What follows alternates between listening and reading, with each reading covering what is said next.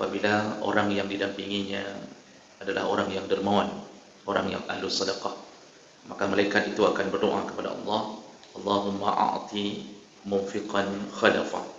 Ya Allah, gantilah, balaslah harta dari orang yang telah bersedekah ini.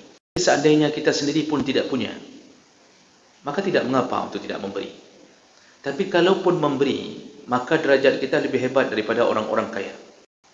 Banyak anak yang hari ini hanya berbahasa basi, yang menelepon orang tua, cuma tanya saja, cuma tanya-tanya saja, kipan keadaan, bagaimana keadaan ayah, bagaimana keadaan ibu, tapi tidak ada satu pun yang dia beri. Orang yang suka menadahkan tangan, biasanya masuk ke dalam sifat pelit.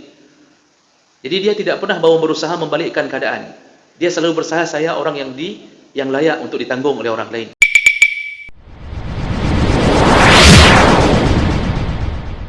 Assalamualaikum warahmatullahi wabarakatuh.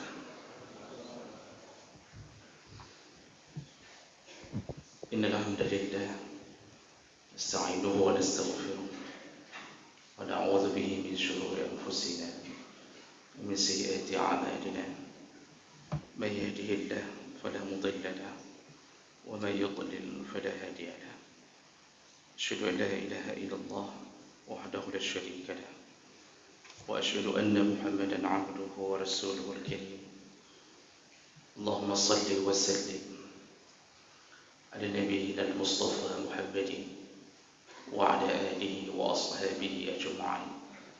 أما بعد، رب اشرح لي صدري ويسر لي أمري واحلل عقدة من لساني يفقهوا قولي. Segala puji bagi Allah, kemudian salawat dan salam kepada Rasulullah, pada keluarga dan seluruh sahabat-sahabatnya. Ya Allah, muliakan Bapak-bapak dan ibu-ibu jemaah salat subuh yang telah datang karena Allah, dan mudah-mudahan kedatangan kita menjadi pahala di sisi Allah Subhanahu wa taala. Bapak Ibu yang Allah muliakan, di pertemuan yang lalu kita sudah membahas salah satu daripada dosa besar, yaitu tidak membayarkan zakat atau menunda-nunda membayar zakat dalam keadaan sudah sampai waktunya untuk membayar. Allah ancam dengan ancaman siksa dalam neraka Allah Subhanahu wa taala. Kita sambung berikutnya, termasuk dosa besar yaitu sifat bakhil atau kikir di saat Allah memberikan rezeki untuknya.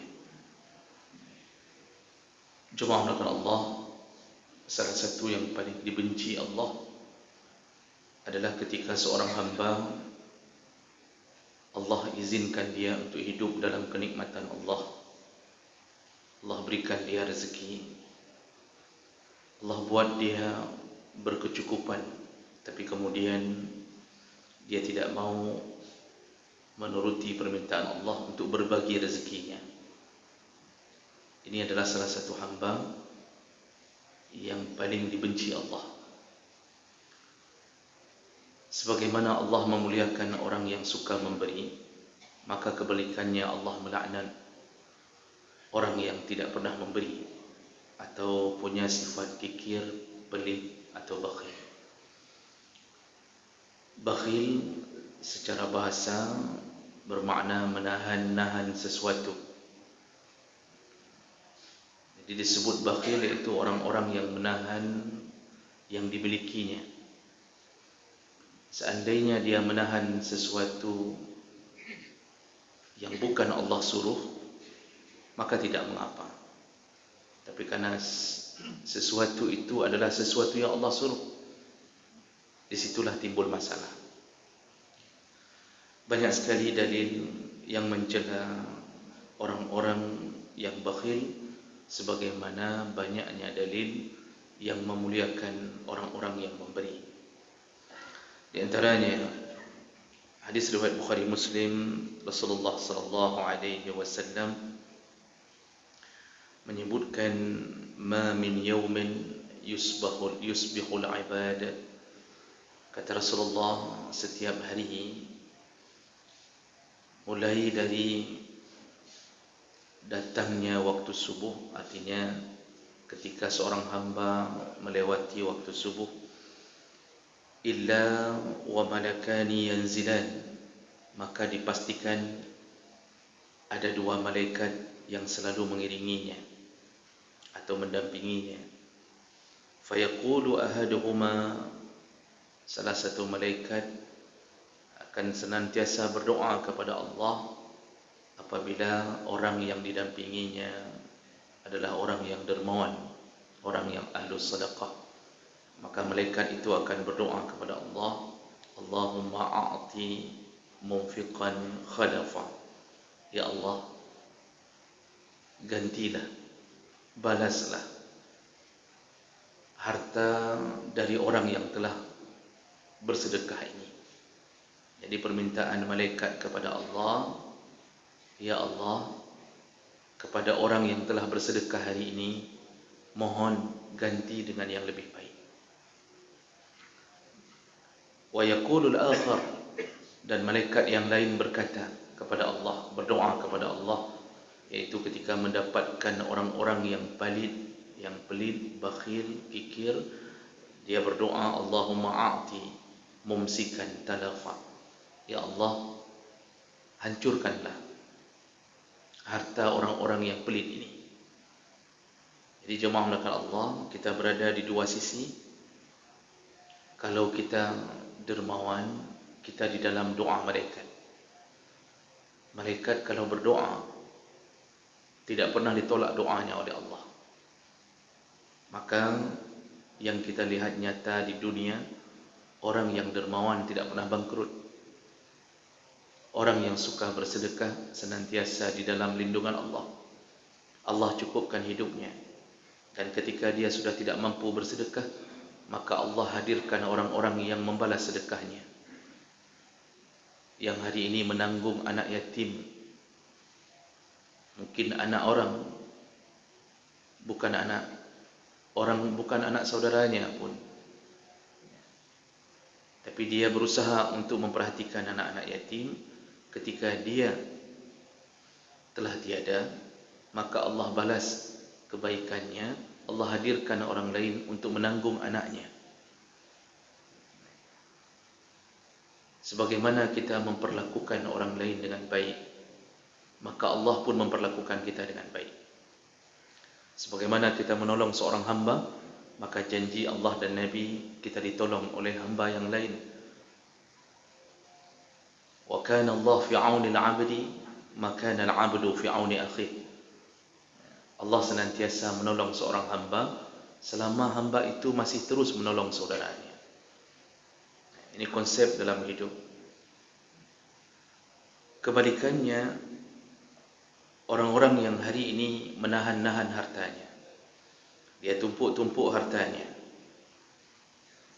maka Allah Subhanahu wa ta'ala menghancurkan hartanya, menghancurkan rezekinya, mencabut keberkahannya. Maka banyak kita lihat orang kaya yang bakhil, disibukkan dengan memanjakan hidup dirinya dan keluarganya saja. Maka lama-kelamaan hidupnya akan hancur. Allah cabut segala keberkahan hidupnya. Dia disibukkan dengan hartanya. Dia dibuat pening dengan peredaran hartanya. Begitu banyak orang yang menagih hutang-hutang yang dia belum bayarkan. Keluarganya hancur. Anaknya membutuhkan harta yang berlipat-lipat, tapi anaknya kemudian tidak bisa menjadi orang baik. Jadi cara Allah menghancurkan harta macam-macam. Ada kalanya dihancurkan kita mempunyai angan-angan yang terlalu jauh, sehingga begitu banyaknya harta, lalu kita terfikir untuk membuat sebuah usaha baru. Kita habiskan harta kita di dalam usaha yang baru itu. Ternyata usaha yang baru itu bangkrut. sedangkan harta kita telah kita kumpulkan untuk membuat usaha baru.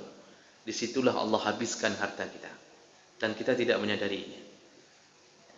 Jadi jemaah maka Allah Subhanahu wa taala, saking buruknya orang yang pelit sampai malaikat pun mendoakannya agar bangkrut.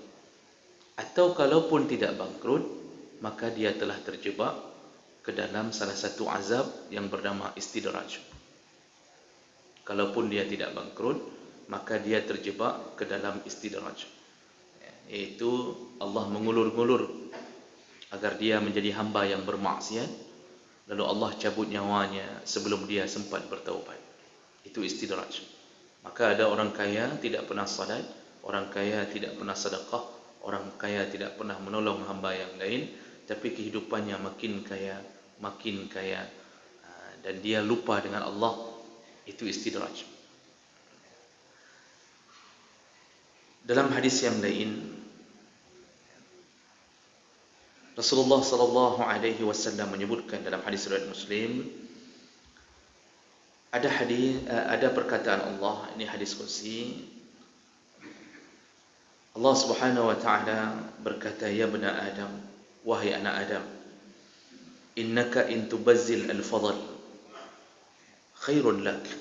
Wahai anak Adam, ketika engkau mengorbankan hartamu, ketika engkau menghabiskan hartamu, artinya demi kebaikan, khairun lak, itulah harta yang paling baik untukmu.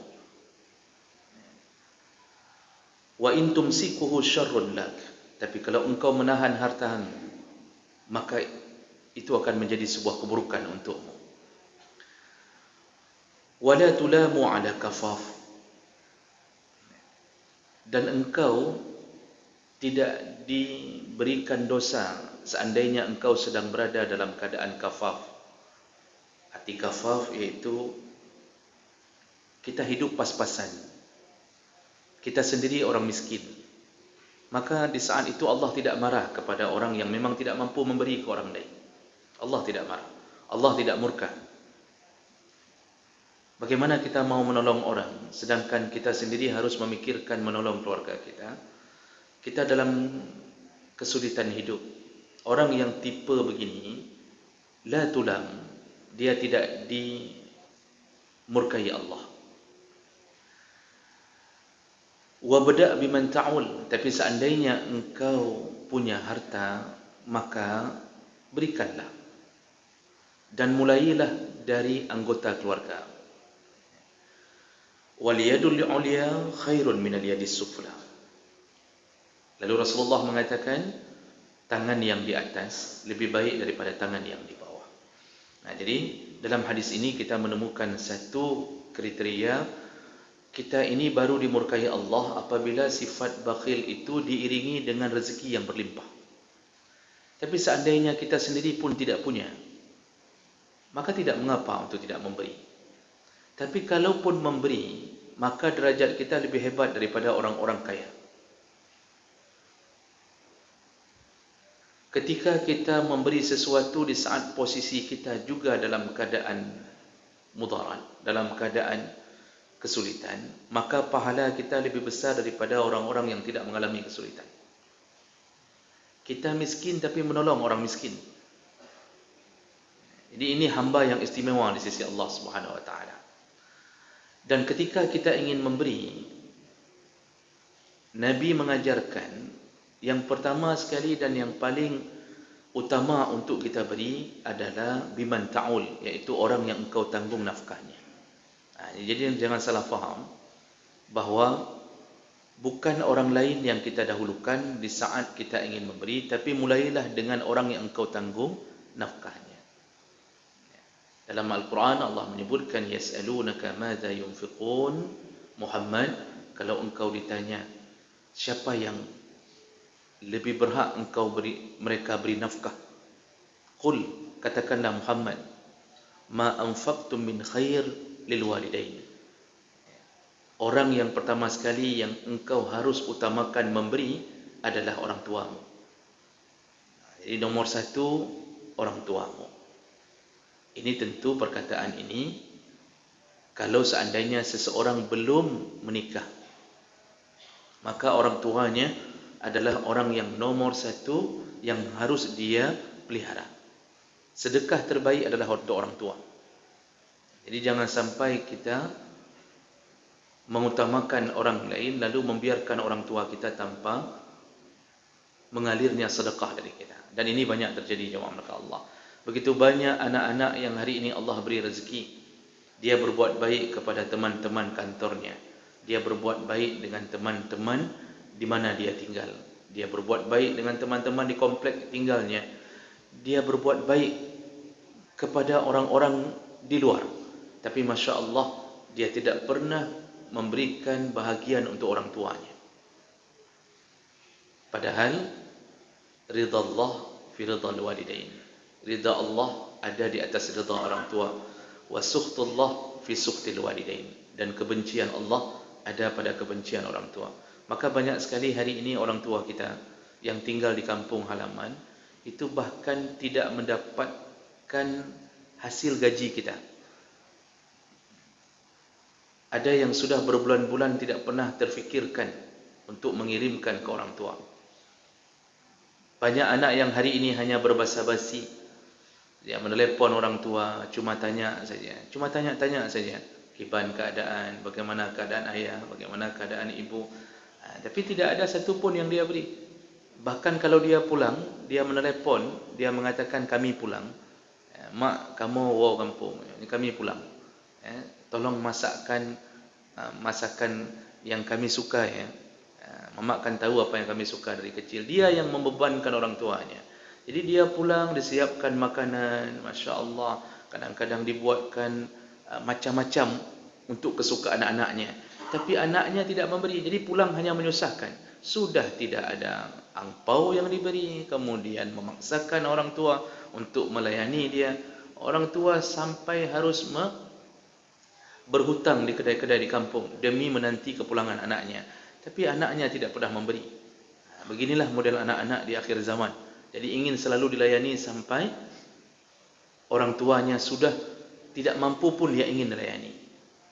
Jadi banyak orang yang hari ini durhaka tapi tidak pernah merasa durhaka. Contoh kedurhakaan yang lain yang paling banyak menyusahkan orang tua adalah kita kadang-kadang menyuruh orang tua untuk memelihara anak kita.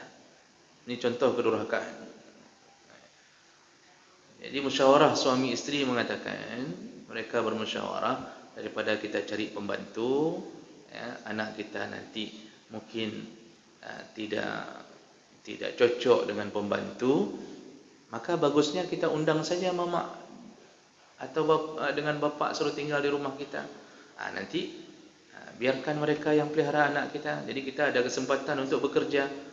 Akhirnya dengan dalih ingin memelihara orang tuanya diundang.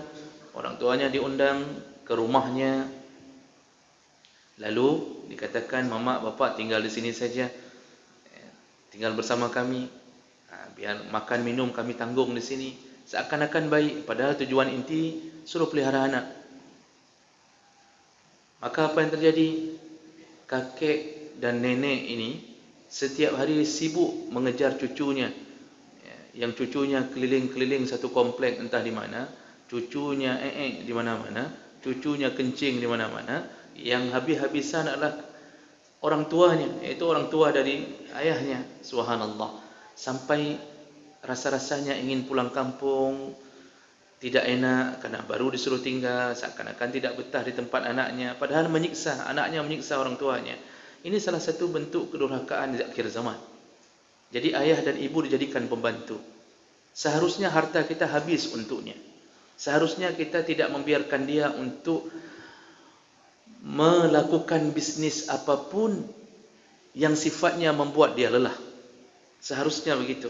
Seharusnya kita mengatakan, mama, bapak, jangan kerja apapun, setiap bulan kami kirimkan. Kalau ada 5 orang anak, bermusyawarah, setiap satu orang anak mengirimkan 500.000 untuk orang tuanya. 5 orang anak 2,5 juta, maka orang tuanya tinggal duduk saja di rumah. Tapi apa yang terjadi? Masya Allah, dibiarkan orang tuanya. Dan ini adalah salah satu kemurkaan Allah. Padahal Allah mengatakan, hartamu yang paling baik pertama sekali adalah untuk orang tuamu. Untuk orang tuamu. Bagi laki-laki, walaupun sudah menikah, tetap orang tua nomor satu. Walaupun begitu, isteri dan anak adalah orang yang wajib kita tanggung nafkah. Jadi ketika Allah mengatakan qul ma anfaqtum min khair lil walidain, untuk orang tua sedekah terbaik. Itu kalau sedekah itu mengalir tiap bulan, maka lihatlah apa yang Allah lakukan untuk kita. Allah berikan tambahan yang banyak di dalam rezeki. Allah berikan keberkahan dalam rezeki. Anak kita tumbuh kembang dengan baik. Dia mendapatkan curahan lindungan Allah Subhanahu wa taala. Semua berubah menjadi baik seandainya kita memberi rezeki kepada orang tua kita. Maka jangan lupakan setiap bulan awal gaji kirimkan dulu ke orang tua, baru hitung untuk belanja rumah. Walaupun berapapun. Jadi buat dia menjadi sebuah kewajiban kita. Dan di saat itu kita tidak disuruh untuk fikirkan orang tua kita masih mampu kerja atau tidak. Tidak disuruh memikirkan itu. Yang penting berusahalah mendapat ridha Allah. Setelah orang tua, sedekah terbaik wal aqrabin, kata Allah, iaitu barulah engkau alirkan kepada kerabat-kerabatmu. Setelah kerabat baru anak-anak yatim, wal masakin, barulah orang-orang miskin. Jadi ini maksud Rasulullah, wabda biman ta'ul.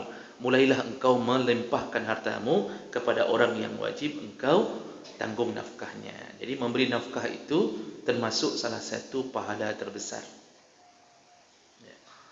Jadi salah kalau ada orang yang mengatakan itu memang kewajibanmu.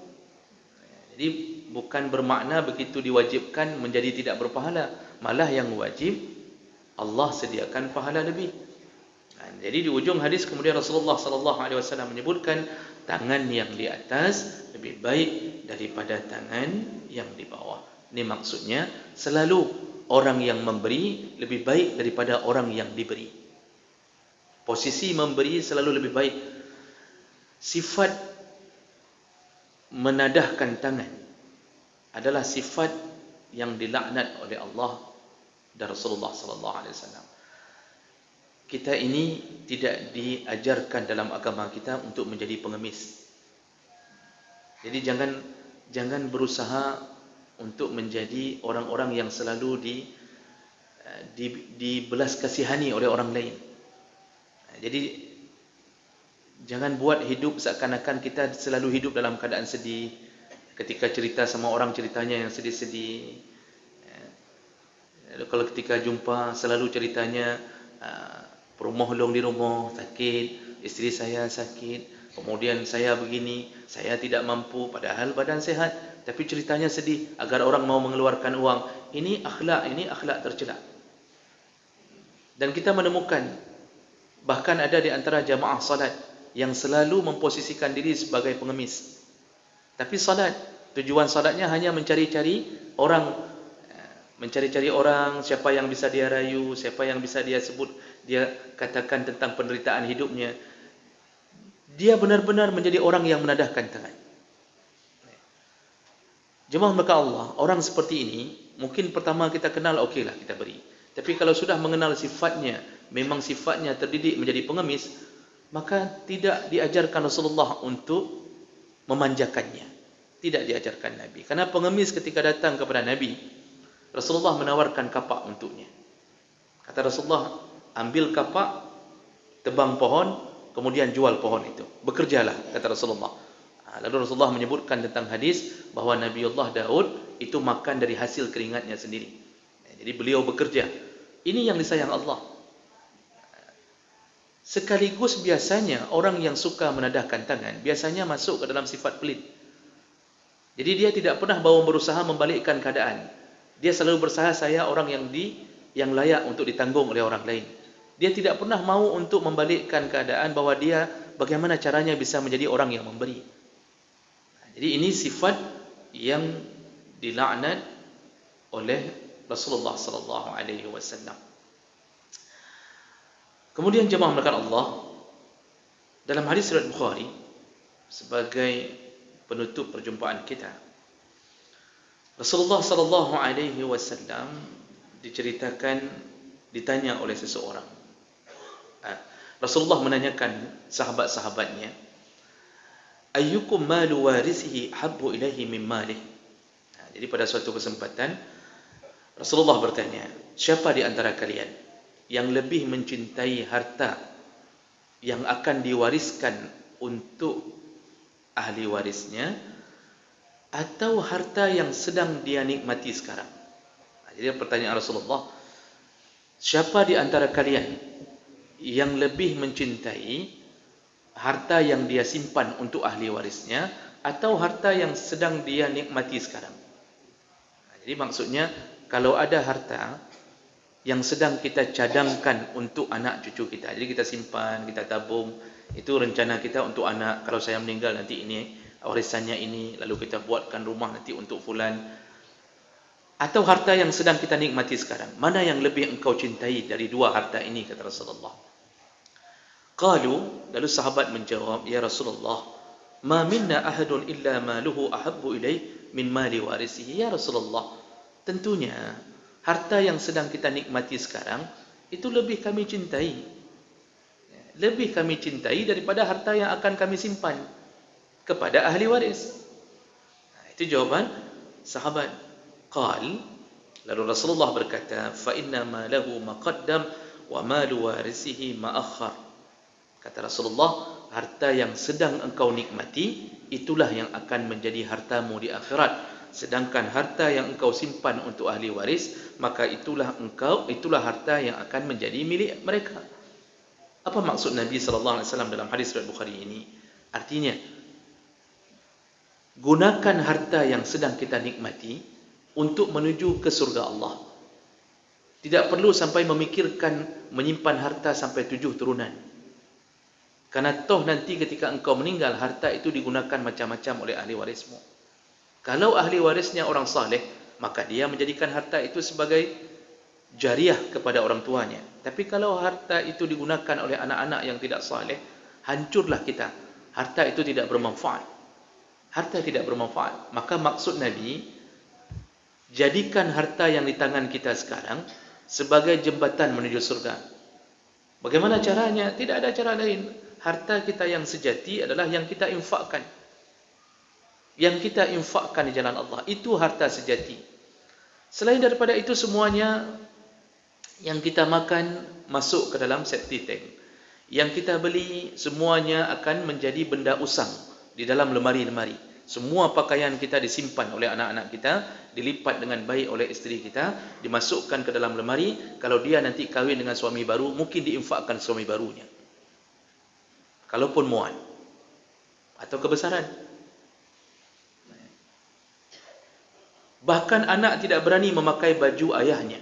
Anak tidak berani memakai baju ibunya. Takut tiba-tiba ibunya muncul di dalam baju. Semua disimpan sampai berusang bertahun lamanya. Itu yang kita lakukan. Yang makan jatuh ke septic tank, yang beli kemudian tersimpan dengan baik. Satu-satunya yang menemani kita di alam kubur, harta yang pernah kita infakkan. Maka sungguh tercela, sungguh rugi orang yang hari ini menahan-nahan hartanya. Jemaah maka Allah Subhanahu wa taala, Rasulullah telah mengisyaratkan jangan sampai kita tertipu dengan urusan dunia.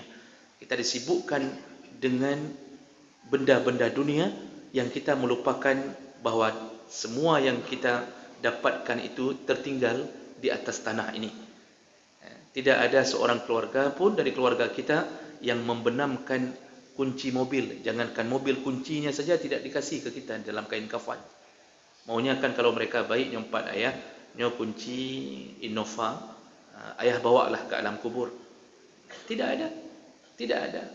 Bahkan di antara mereka ada yang benci dengan ayahnya, selalu berdoa, ya Allah, nampu mati berbagah, ya Allah, biar Innova itu milik kami, ya Allah. Karena selama ini kami tidak bisa menaikinya. Karena dia selalu menjaga-jaga agar tidak kotor mobilnya. Sudah beli mobil waktu hujan, tidak dikeluarkan. Dia yang keluar di bawah hujan. Mobil disimpan. Dulu beli mobil katanya supaya bisa jalan-jalan di tengah hujan. Ketika hujan, mobil disimpan takut kotor. Dia keluar dengan payung, berit bangai orang lagi. Jadi jemaah maka Allah, jangan tertipu oleh dunia. Maka jangan sampai menjadi orang yang dibenci Allah, infakkanlah selama Allah masih beri kesempatan. Lakukan yang terbaik, wakafkan ke masjid-masjid. Apa yang perlu, lakukanlah. Fikirkanlah hidup di akhirat, karena akhirat akan kekal selamanya, sedangkan dunia akan meninggalkan kita, atau kita akan meninggalkan dunia ini. Mudah-mudahan Allah memberi sifat kepada kita dengan sifat yang dermawan, dan semoga Allah mengumpulkan kita kembali di dalam surganya. Amin ya rabbal alamin. Subhanakallahumma bihamdik, asyhadu an la ilaha illa anta, astaghfiruka wa atubu ilaik. Wassalamu alaikum warahmatullahi wabarakatuh.